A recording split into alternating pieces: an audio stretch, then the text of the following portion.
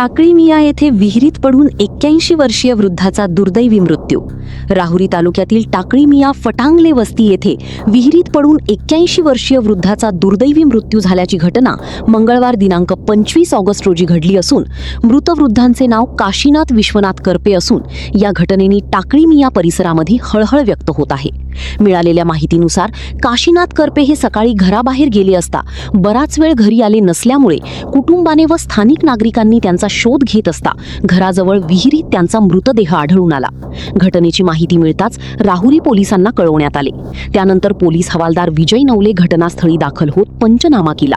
रुग्णवाहिका चालक रवींद्र देवगिरे याच्या मदतीने काशीनाथ करपे यांना विहिरीतून काढून तातडीने राहुरी ग्रामीण रुग्णालयात दाखल करण्यात आले. मात्र वैद्यकीय अधिकारी यांनी तपासून त्यांना मृत घोषित केले. या घटनेचा पुढील तपास पोलीस निरीक्षक रवींद्र देशमुख यांच्या मार्गदर्शनाखाली राहुरी पोलीस हे करत आहे. काशीनाथ करपे यांच्या पश्चात 2 मुले, 2 विवाहित मुली, सुना व नातवंडे असा मोठा परिवार आहे.